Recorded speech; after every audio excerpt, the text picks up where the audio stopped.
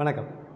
இந்த competitive exam படிக்கிறவங்களாகட்டும், இந்த +1 +2 படிக்கிற பசங்களாகட்டும், படிக்கிறது எப்படி படிக்கிறாங்க அப்படின்னா, எடுத்த உடனே ஆரம்பத்திலேயே வேகமாக ஒரு நாளைக்கு 8 மணி நேரம் 10 மணி நேரம் படிக்கிறது, ரொம்ப ஸ்ட்ரெயின் பண்ணி படிக்கிறது, அந்த மாதிரி ஸ்டார்ட் பண்ணிடுறாங்க. அந்த எக்ஸாம் கிட்ட வர வர அவங்க அதே சஸ்டைனபிலிட்டி அவங்களால மெயின்டைன் பண்ண முடியறதில்ல.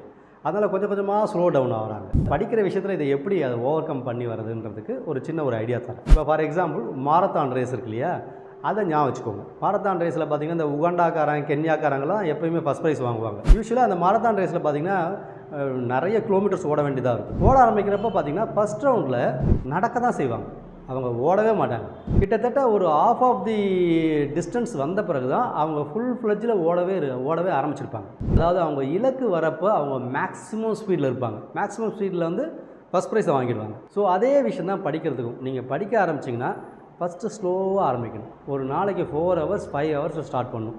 அப்புறமேட்டு அந்த 5 hours 5.5 hours 6 hours 6.5 hours 7 hours அப்படி ஆஃப் அன் ஹவராக தான் இன்க்ரீஸ் பண்ணணும். அதுலேருந்து நீங்கள் கொஞ்சம் கொஞ்சமாக ஹை பண்ண தான் உங்கள் இலக்கை நீங்கள் சரியாக அடைய முடியும்.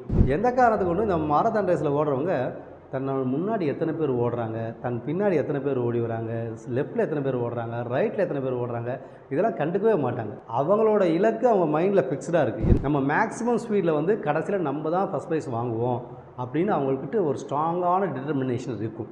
அதே டிட்டர்மினேஷன் தான் இந்த காம்படிட்டிவ் எக்ஸாம் படிக்கிற ஸ்டூடெண்ட்ஸ்க்கும் வேணுன்றாங்க. ஃபோக்கஸ்டாக படிச்சிங்கன்னா கரெக்டாக அந்த எக்ஸாம் வரப்போ நீங்கள் மேக்ஸிமம் ஸ்பீடில் இருப்பீங்க.